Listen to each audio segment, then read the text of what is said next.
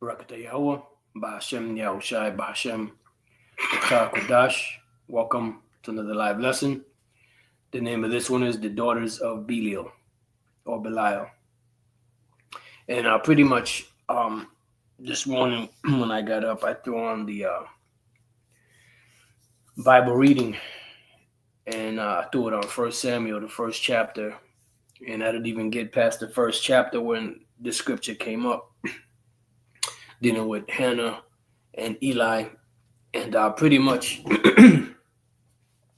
I wanted to highlight something that Eli said to Hannah, which was the wife of Elkanah, and Penina, I believe it was the other woman that had children, but the Lord had shut up, Hannah's womb, where she couldn't have any children, so she was, sad. Today these women go and get abortions, kill off their babies. They're very fertile, but they still go and kill off their children. And back in the days, like today, it's a curse to have children. Back in the days, it was a joy.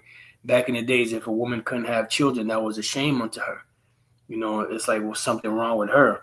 But what it was just that the Lord would shut certain women's wombs up, and then later on, he would open it up, depending on the time frame, or the matter.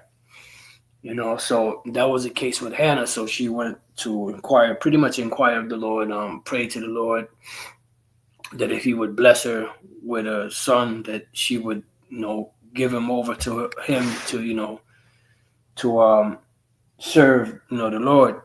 And, eventually, she got pregnant and had Samuel. That's where Samuel the prophet came from, one of the greatest prophets of Israel. But when she was going to the temple in Shiloh, she was petitioning to the Lord, but she was doing it without, she wasn't speaking. She was just kind of moving her lips, speaking in her mind. And then when Eli saw that, he thought she was tripping. He thought she was drunk, and he pretty much cursed her out, but she had to, pretty much set him straight that she wasn't drinking, and she explained the whole situation. So when you get a chance, you can read the whole story in 1 Samuel 1. But we're going to go to 1 Samuel chapter 1, and we're going to start at verse 9, and we're going to read a few verses down until we get to the point. So 1 Samuel 1 and 9. Salaki for a minute.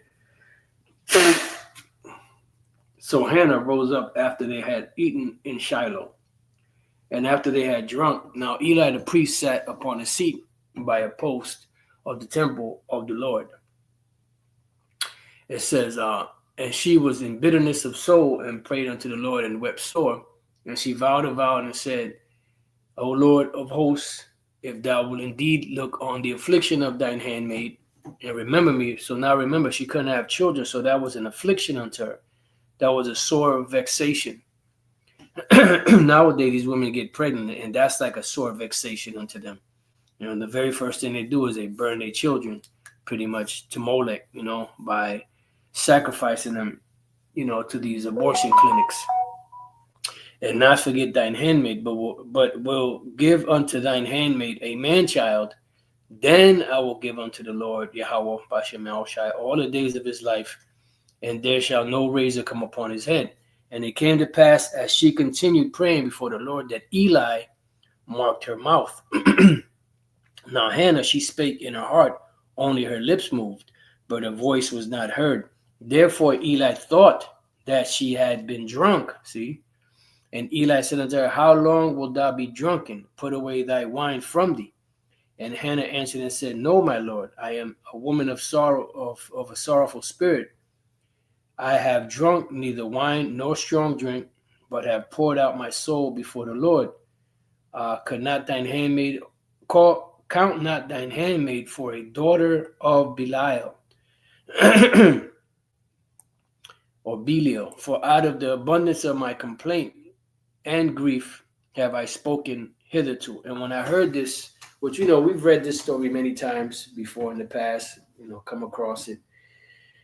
But it hit a little different today because the reason why he told her that put away, the bottle from you, put away the wine from you, how long are you going to be drunken, is because that was a shame for a woman to be drunk like that. Now, a woman could drink, a glass of wine or something like that, but a woman was not supposed to be drunken.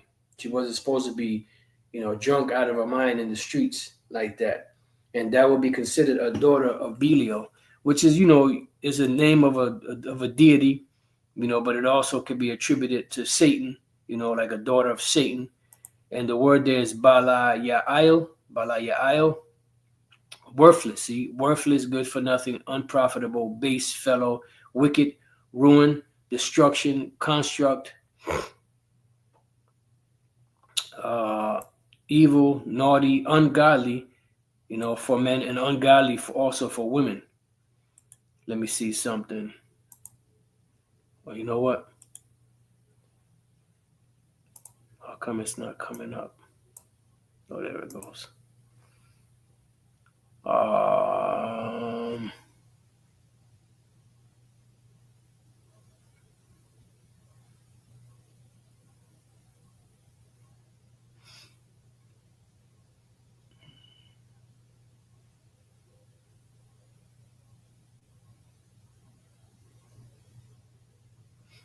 Just bear with me.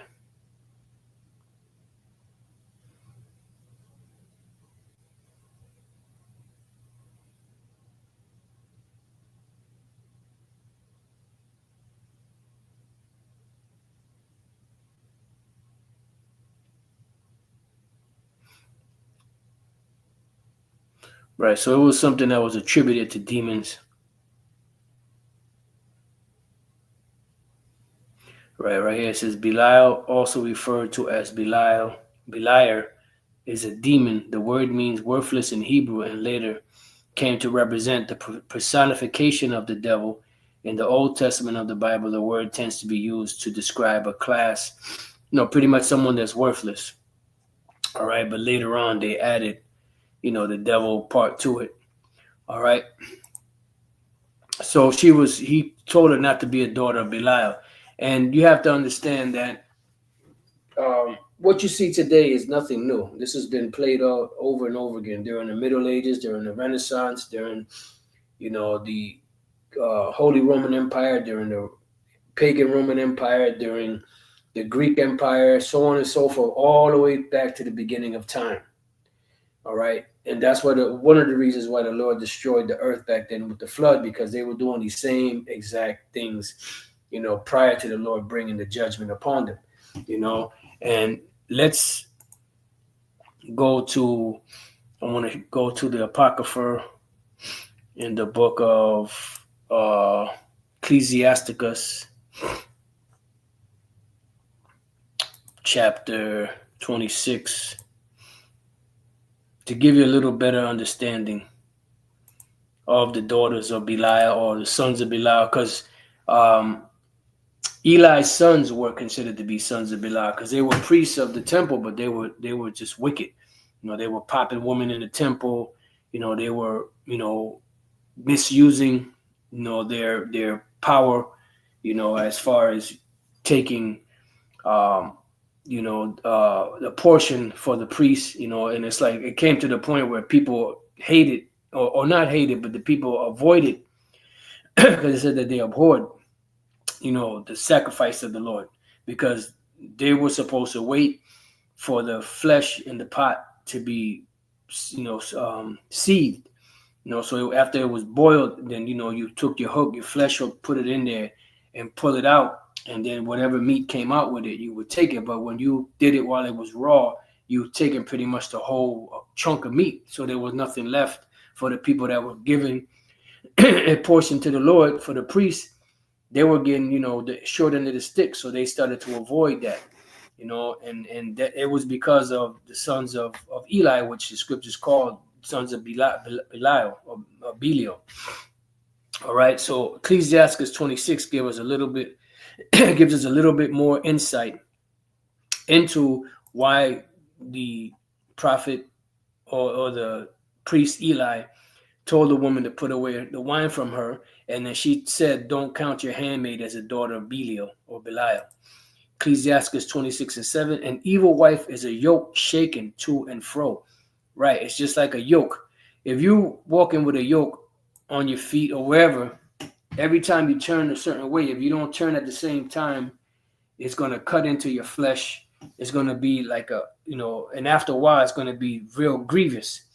Like you're before you even turn, you're anticipating that pain to cut into your flesh. So that's what an evil wife is like, and it's funny enough that once these scriptures started coming to mind, what I did was I remembered that the elder apostle Gabar did a video on the ninja woman, right?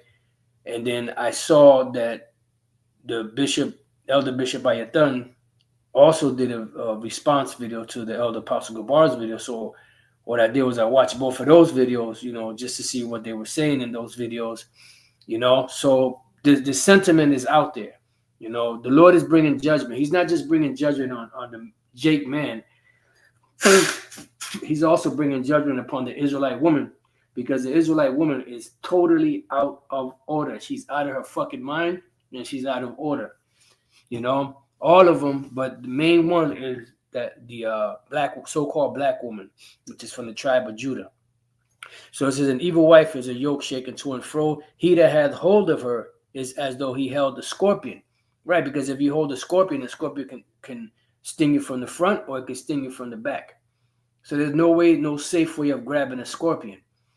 So it's just like you have a better time trying to grab a scorpion without getting stung than to have an evil wife. All right. It says, this is the point right here. A drunken woman, or a woman of Belial, a daughter of Belial or Belial, a drunken woman and a gadder abroad, meaning one that's in the streets. You've seen these women out there. They go out. They got a bottle in their hand out there talking shit. Now, don't get me wrong. You have situations where Jake, both men and women, have hard, fall into hard times, or come into like a very depressing, mournful state, and they'll drink something to kind of calm their nerves and forget about stuff.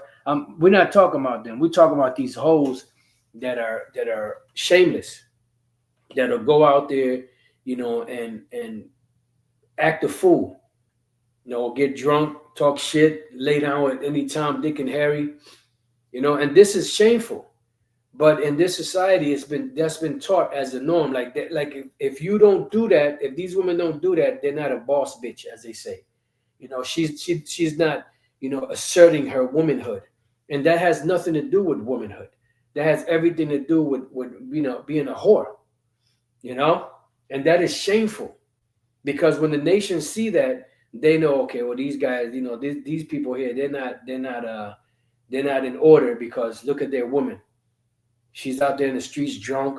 She's laying down with everybody, talking shit, running her mouth, flirting with everybody. Here it is. She's married to this man, but she's out there fucked up, drunk, talking shit, laying down with all different types of dudes, That's not a way that a woman of the Lord is supposed to conduct herself. That's not a Proverbs 31:10 on to the end way that an Israelite woman is supposed to conduct herself. So that's why Eli cursed Hannah out, because he thought that she was drunk. And she said, look, don't count your handmaid as a daughter of Belial or Belial, because that's what a lot of Israelite women were doing back then, and they're still doing to this very day, and they have been doing it throughout the ages. All right, it's nothing new. And those same spirits keep coming back doing the same shit. You go out to these clubs, right? You see these women at these clubs. Those same spirits were here in the 1800s and or 1700s, and going back to the time of the Middle Ages, going back to the Roman Empire, going back to the Greek Empire, going back to the Middle Persian Empire, to the Babylonian, Assyrian, so on and so forth, Egyptian. They were doing the same exact shit as they're doing today. All right, you had Dionysus, you had Bacchus.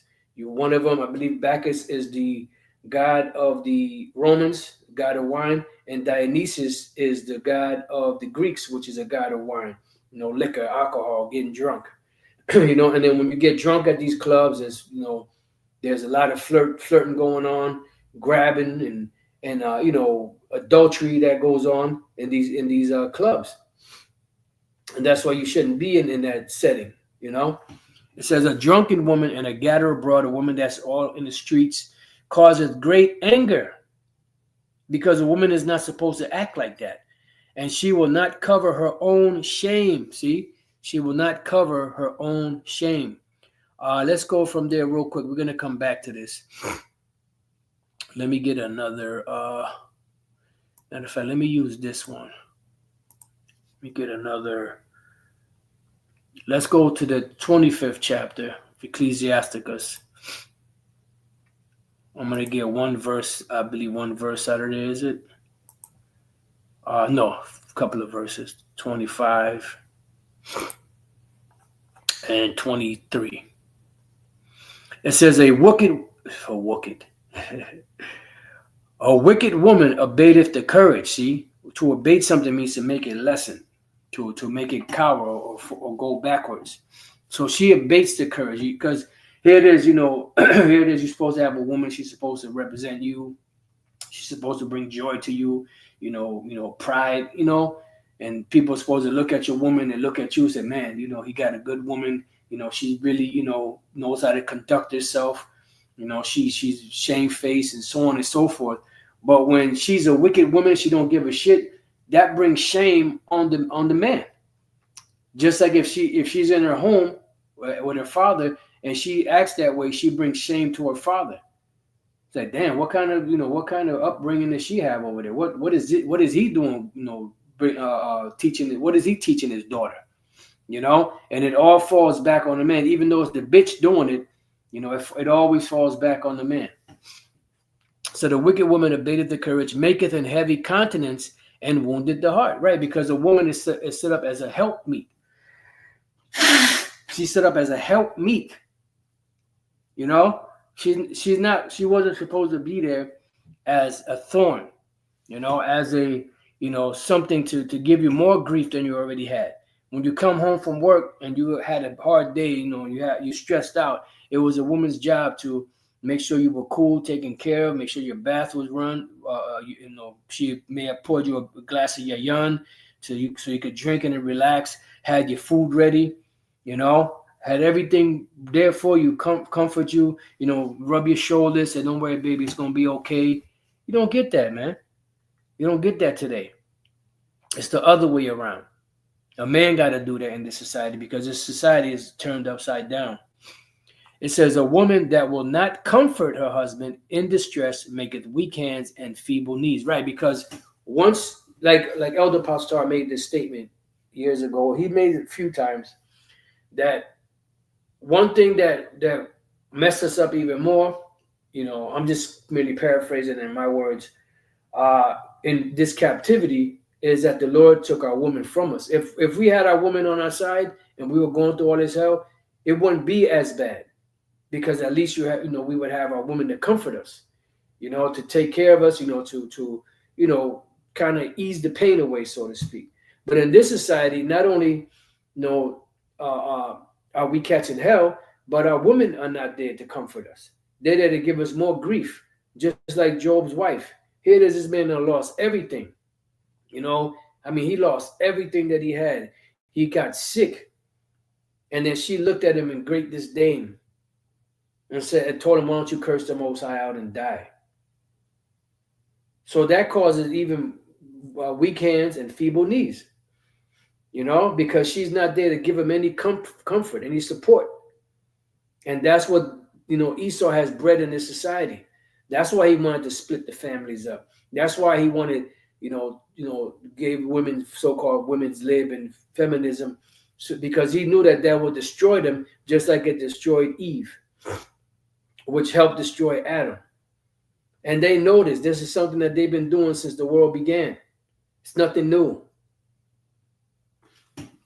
It says, of the woman came the beginning of sin, and through her we all died. Because you have these stupid hoes. Well, Adam, he's the one that went off. No, bitch. It was Eve that went off. Then she gave to Adam, and Adam went off. No, it was Adam. No, stupid bitch.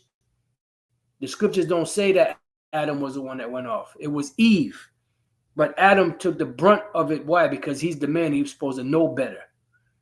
You stupid bitch.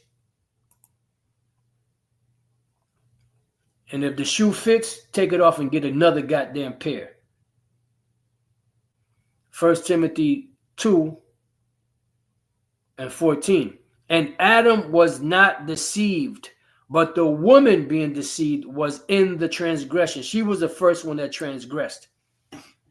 The blame was put on Adam because he was the head. He was supposed to be the one that makes sure everything was running properly. All right? But she was the first one that went and went off because she's the weaker vessel. And it's all fine and dandy. You the weaker vessel. Okay, so act like the weaker vessel. Let the man guide it. No, but you're the weaker vessel, and then you try to put yourself in a position to be the stronger vessel. That's why you're out there gadding abroad. You're in the different clubs and different places, girls' night out, doing all kind of havoc, getting drunk, acting stupid, bringing shame on yourself, bringing shame on your man, bringing shame on your family. And that's where the Lord's going to get you, every last one of you, skeezers. That's a throwback, skeezer. If you know, you know. All right, so let's get back. Ecclesiasticus 25 and 24. Of the woman came the beginning of sin, and through her we all died. Now, this is another point right here. Give the water no passage, neither a wicked woman liberty to gad abroad. So what happens if you have a water that's contained behind a wall and you remove that wall? That water is going to go everywhere. So, give the water no passage because it's going to go wherever that water can go, it's going to go. So if you're trying to contain it, don't give it, the passage to go.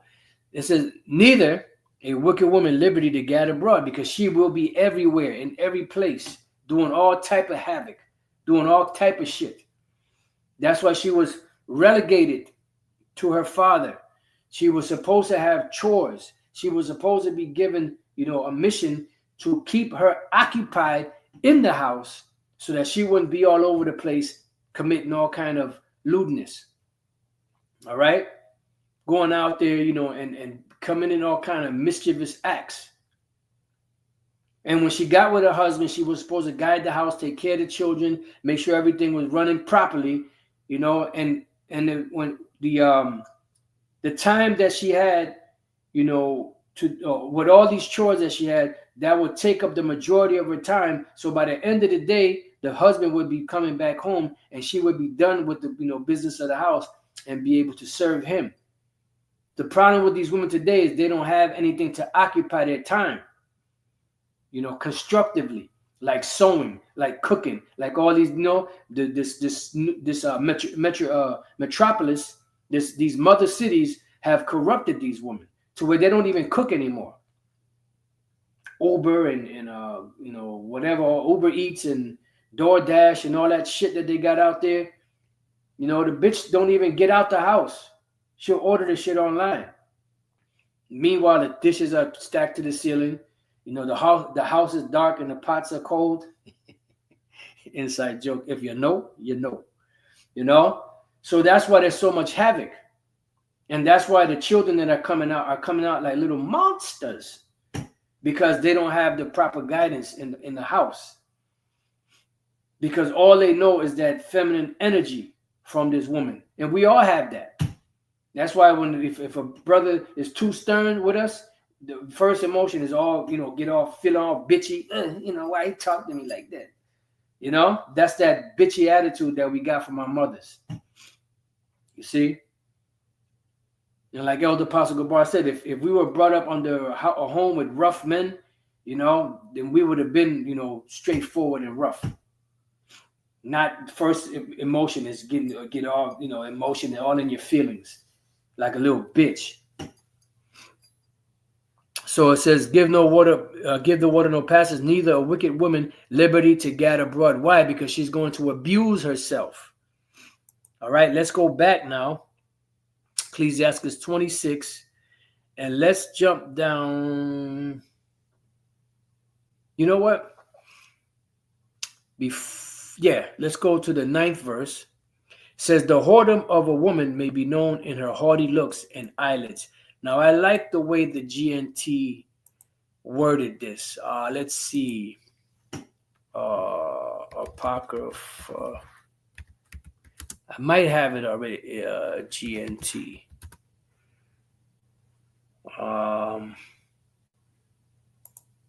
Yep, GNTA. Let me see. Is it here? Got to deal with all these pop-ups. But let me go to Ecclesiasticus.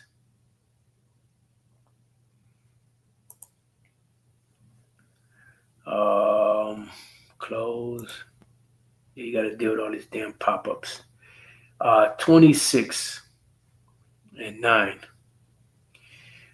Right here. See, so you can tell an unfaithful wife by the bold and flirting look in her eyes. You see?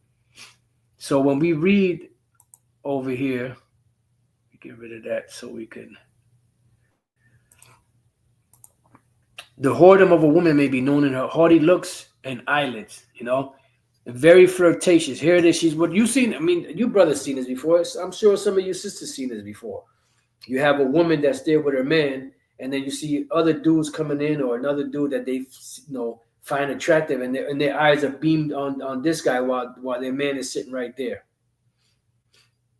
Straight up haughty, straight up no discipline whatsoever, and that's how these women are. So let's go from there to let me bring this back here. Let's go to Isaiah chapter 3 and verse 16. All right, Isaiah 3 and 16. It says, moreover, the Lord Yahweh Bashem El Shai saith, because the daughters of Zion are haughty, mean, all right, and walk with stretched forth necks and wanton eyes, meaning they're proud, stretched forth necks, they have pride, and the wanton eyes means that they're undisciplined, walking and mincing as they go. You see that when they're trying to get a man's attention, they start shaking their ass, they start doing certain things. It says, and making a tinkling with their feet. Yeah, because women used to wear like the bracelets that will go around the anklets, which they still do it today. Put little bells on it and different things. So, you can, when you walk, you can hear it. And then that'll attract the attention of men. And that's the majority of these women out here. That's why the Apostle Paul said for women not to adorn themselves like that. But that they adorn themselves in modest apparel, not with all that, because if you have a man, your devotion is to him. You're not out on the market. How many times you've seen a woman, right? She's married to a dude. She's getting all dolled up to go to the job. What you think is going on at that job? She don't get dolled up like that for you, but she'll get dolled up to go to the job. Looking good, smelling good. But then when it comes to you, she'll throw on that fucking bonnet, that pink lotion. And then that's it, some fucking raggedy ass pajama pants or whatever the case may be. But when it comes to going to the job, she's all dipped, looking her best. So let's look up some of these words.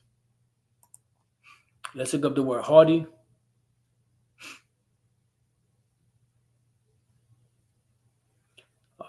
Did I pass it? No word the Lord said, because the daughters of Zion are haughty. Okay. The word there is gabah. Gabah. To be high, be exalted. Yeah, proud, mean. To make high, exalt. To be haughty, to be arrogant, right? Bad says arrogant. To be arrogant.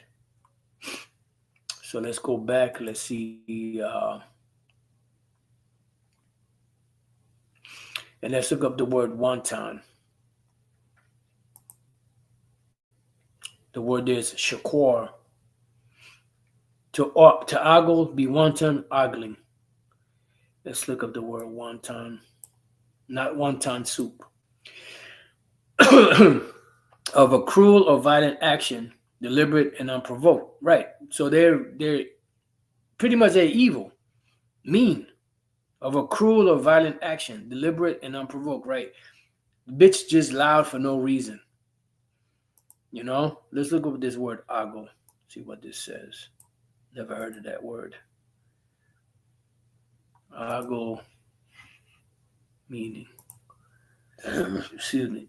Stare at in a lecherous manner. See, like very undisciplined. You know, mean, undisciplined. So pretty much, ogle is like lecherous is like a sexual manner. The lecherous ways.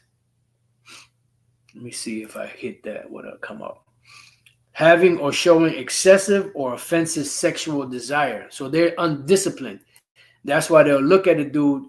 She'll be with a man, and then they'll look at another dude, and they'll be looking at them, looking at at their waistline, at their looking at their rod, the shape of their rod in their pants or whatever. Just straight up whores, man. And that's how these women are. Just no good. They're no good. They're no good. Inside joke. So let's go back. Now let's go back to Ecclesiasticus 26. Now let's jump down to the 25th verse, and we're going to come back to that. The 25th verse, right? No. 26 and 10. Let's continue on. It says, if thy daughter be shameless, and what does it say about a woman that is shameless? We'll get to it. If thy daughter be shameless, keep her in straitly, and that's in a position of difficulty. So when you give a woman, a daughter, when she's young, you give her things to do in the house, chores. And they better be done, and that'll keep her occupied, cooking, sewing, cleaning, washing clothes, washing dishes, scrubbing the floors, cleaning the bathroom, all of this stuff that'll keep them busy and have them to do their womanly duties. That will keep them out of a lot of trouble. It says, and also, to set boundaries. It says, lest she abuse herself through over much liberty. See? So if a woman gets too much liberty, she's going to destroy herself. She's not going to know what to do with it. And you see that. You see these single mothers, they're home all day, all goddamn day, not doing anything constructive, talking shit on the phone, talking shit, ordering Dominoes and all kind of bullshit. Then what happens? They either sliding the dude through, or they making preparation to go to a club to be a hoe that night. Meanwhile, they got 5 kids by 6 different dudes, and I said it like that on purpose. It says, watch over an impudent eye. That's impudent eye is an eye that is mean, rude. Matter of fact, let's look that up. I can't copy it there. Showing no respect, for anyone else. Not showing due respect for another person, see? So they're not showing respect. They're impudent.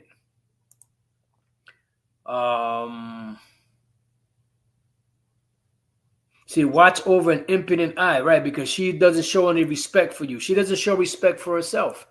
And here it is, these women want respect, but they don't show respect to them. Here it is, you disrespect yourself. You put yourself out there like that. You dress like that out in public with all your goods out, which is, prophecy, and then you expect somebody to respect you. How can somebody respect you if you don't respect yourself? And marvel not if she trespass against thee, right? So if you give her too much liberty and she trespass against you, whether it's the father or the husband, why would you be surprised about that? She will open her mouth as a thirsty traveler. You know what that's talking about. When he hath found a fountain and drink of every water near her. And that's why these women are laying down with every Tom, Dick, Harry, and Harriet, like Elder Apostle Gabar used to say. By every hedge will she sit down and open her quiver, which is a vagina, against every arrow, which is the other men's rods. Meanwhile, she got a man. And that's a spirit of adultery is running rampant. And it has been running rampant among Jake. Generation after generation after generation after generation after generation. It's just getting worse. And now it's more out in the open than it was back in the days. Back in the days, you had something called creeping. You know? Now today, it's more out just out blatantly in the open. They don't give a shit. All right, so let's go from there. Let's see where we at. Romans. Let's go to Romans. I'm going to leave that because we're going to come back to that. Romans chapter 13 and verse 11. It says, and that knowing the time, that now it is high time to awake out of sleep, for now is our salvation nearer than when we believed. And we see that happening right now. The night is far spent, the day is at hand. The day of what? The day of when the Lord is going to deliver us and destroy this place. Let us therefore cast off the works of darkness and let us put on the armor of light. Right, so the works of darkness is what? The things that we used to do in the world back in the days. Let us walk honestly as in the day, not in rioting and drunkenness, not in chamberings and wantonness, not in strife and envying.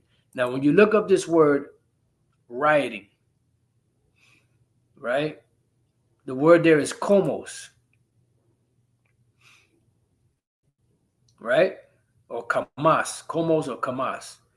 Now, the definition is a revel, carousal. You know, like you back in the days, you would have, like even in Puerto Rico, they have these. I'm trying to remember what they call it. I can't think of the name right now, but you would have, you know, people like during the so-called holidays, they would go by, you know, singing songs, you know, blah, blah, blah, drinking, getting drunk, singing songs. Well, that's where all that came from. This would be akin today to these different clubs where you go to. And guess what? You don't see people, you know what? We got to go to the club. It's 8 o'clock, 8 p.m. So hurry up so we can get there on time. No. People don't start coming into the club like 10, 11, 12 o'clock at night because the freaks come out at night. It says a nocturnal or nightly and riotous procession of half-drunken and frolicsome fellows who after supper parade through the streets with torches and music in honor of Bacchus. Dionysus is another one. You know, these are gods of wine or some other deity, see? And sing and play before houses of male and female friends, hence used generally of feasts and drinking parties like these clubs that are protracted till late at night and indulge in revelry. Right, most places you go to 2 o'clock, most places close around 2, maybe 3. But when you go to New York, you have a party. It'd be 8 o'clock in the morning, and that party was going on from the night before, and it's still going. Never end. It just keeps going. You know, you have cats in there falling asleep, knocked out. You know, wake up and go right back to partying. All right, so let's go back. There's another word here we're going to look up. And the other word is, that was rioting. The other one is chambering. All right, the word there is koite. Koite. Koite. Right, it says a place for lying down, resting, sleeping in a bed, couch, the marriage bed of adultery. And that's what goes on in a lot of these different clubs. Adultery. Now, back during the Greek and Roman empires, you had something known as orgies.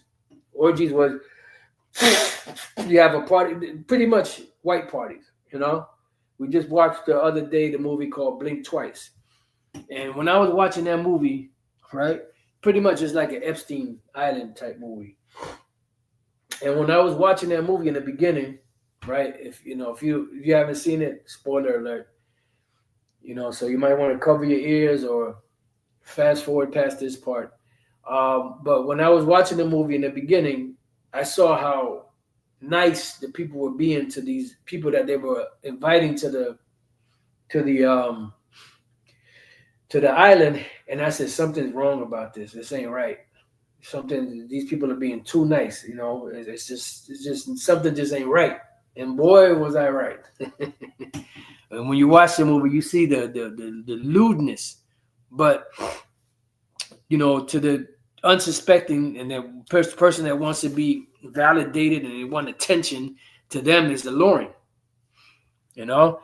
So in these clubs, that's what goes on. Studio 54 was a freak spot back in the days in New York. They used to have sex right in the goddamn club. And they still do that. They still have parties where, at the end of the night, once 12 o'clock hits or whatever time, everybody's butt naked in there. Even Richard Pryor said that. The night before, you don't know who you effed or who effed you. Lewdness. Drunk, high, doing all kind of manner of bullshit. And that's what goes on in these clubs. And that's what these women are into. They love that shit. Because they're evil. They're wicked. It says, but put, Romans 13:14, but put ye on the Lord Yahushua and make no provision for the flesh to fulfill the lust thereof. Now, let's go from there to the book of Proverbs 23 and 10. It says, remove not, no, that's not it. I got the wrong. That's Proverbs 23 is 10, but that's the wrong scripture.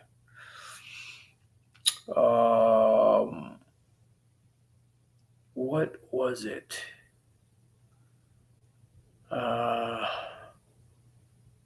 You know what? Just bear with me 1 second. Matter of fact, you know what? Let me do it this way. Just bear with me 1 second, Babakusha. I just want to get there because I know it was a good precept.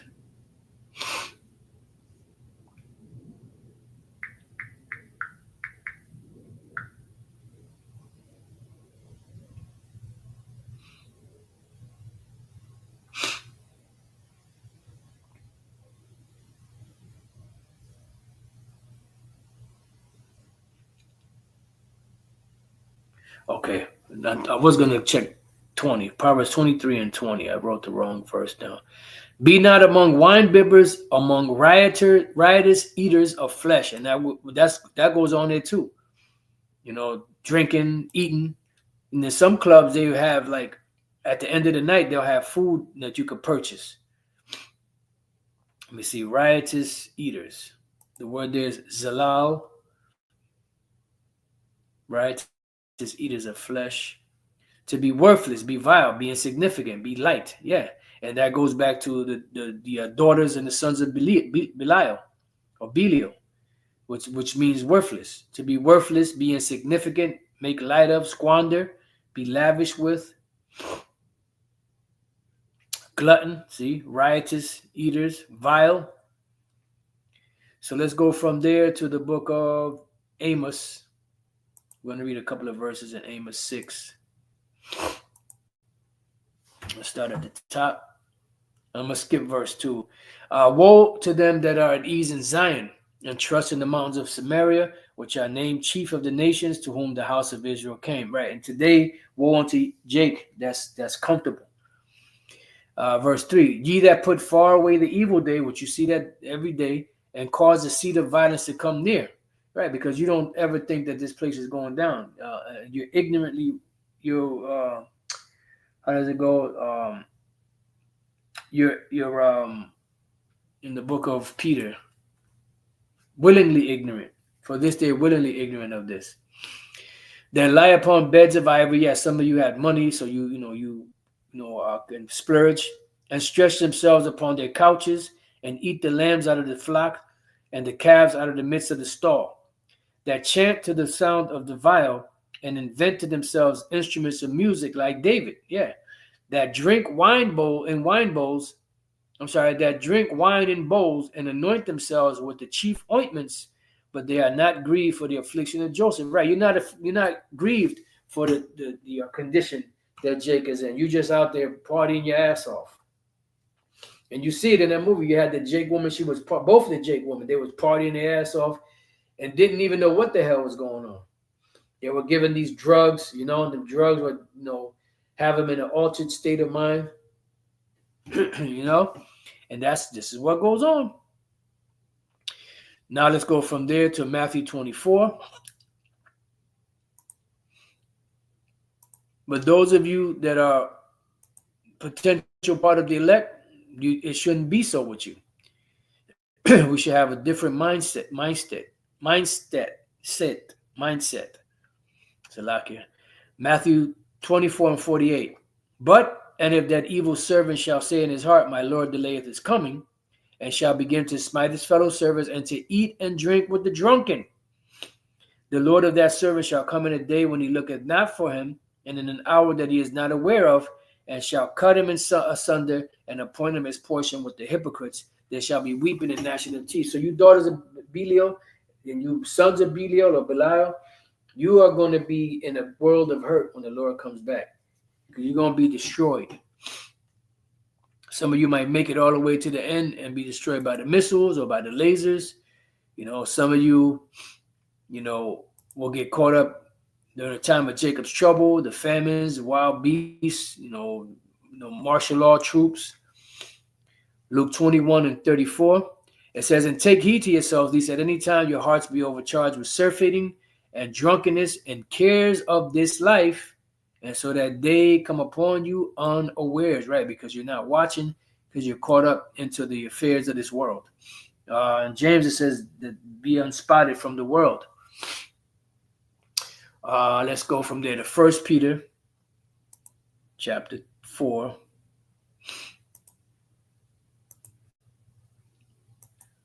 Salaki, I don't have a way to look at the comments. Let's go, Joe.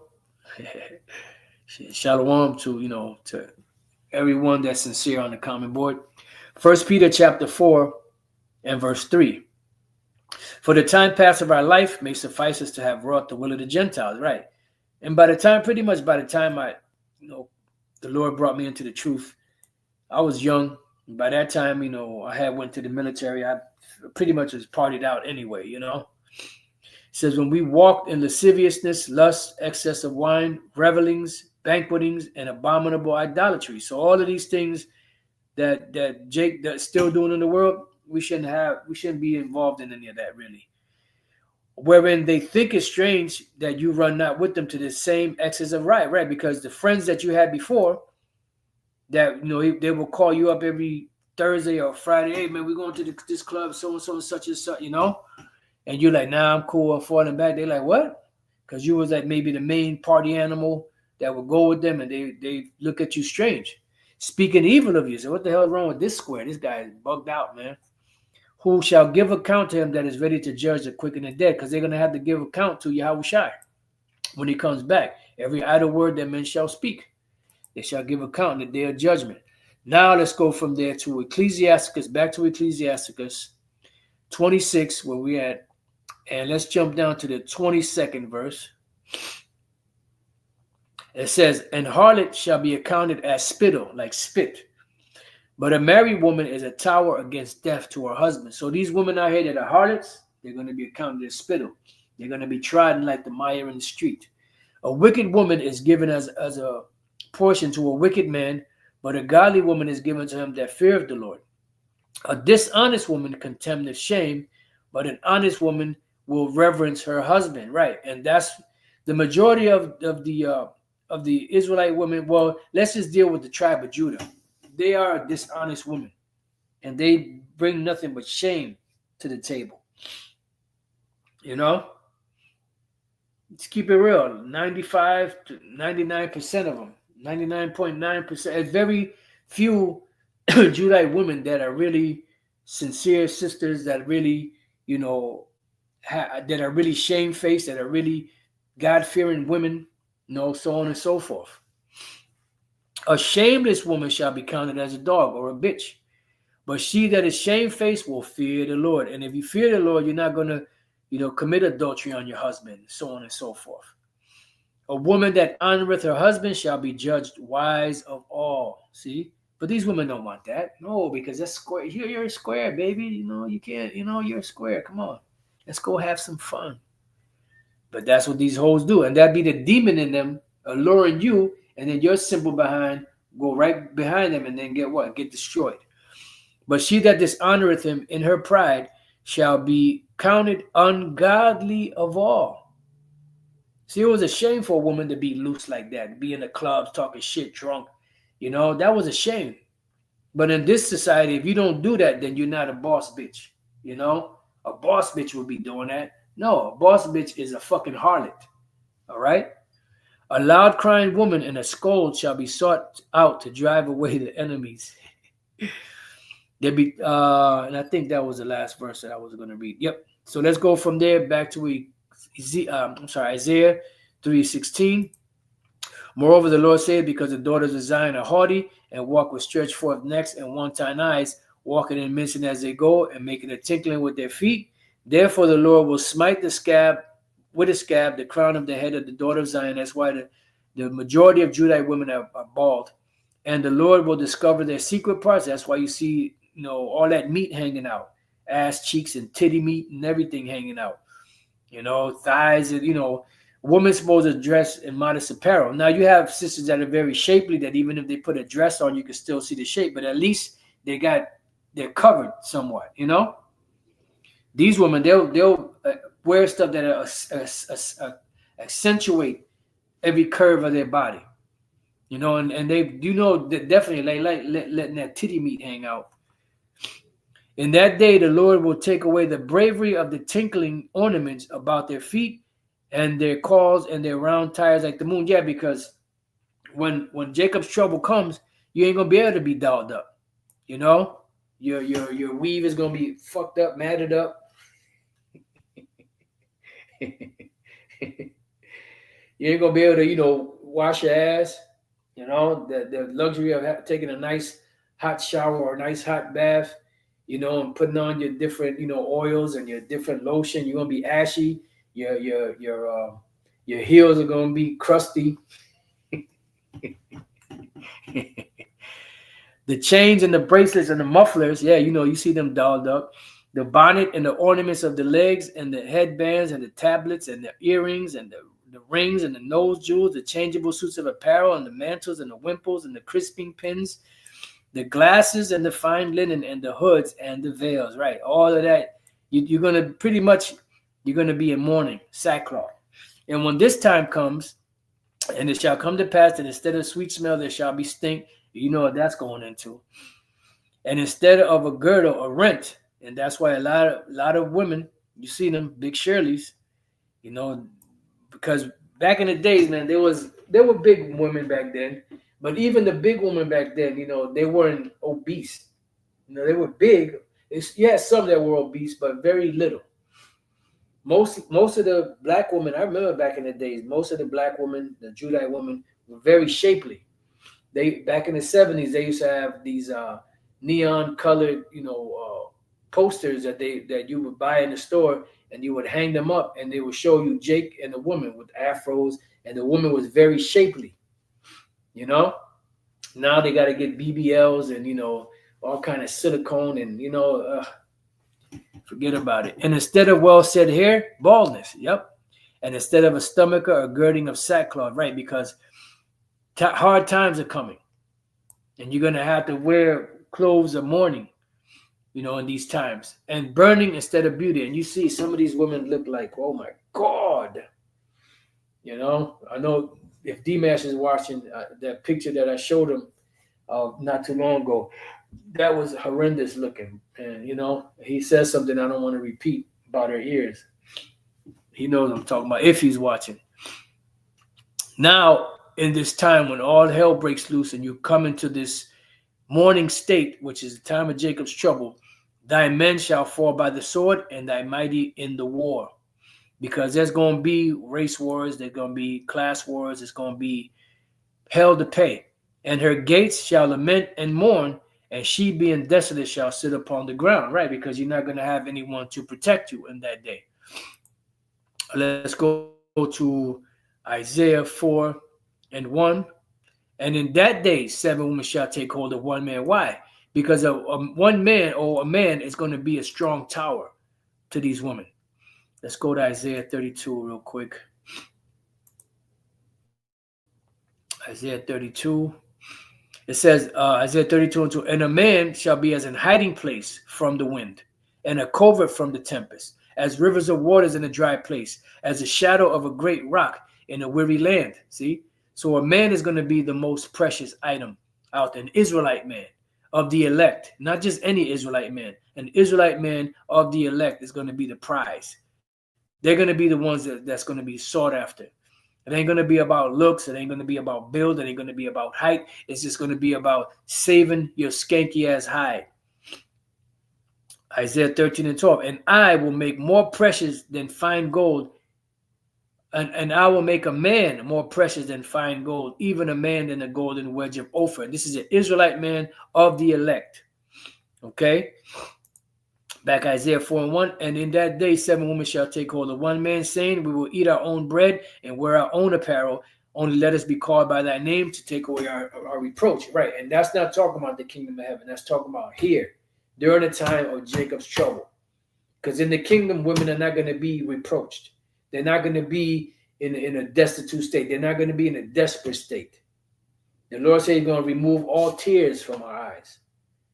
So this is talking about now.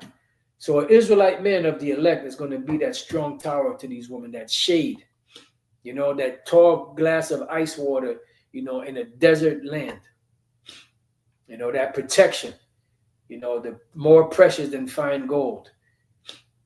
You're going to desire to have a man of the Lord, Yahweh Bashem Yahushua, in those days to protect you. All right? So with that, I pray that you brothers and sisters have been edified. To the next time I say, Shalom.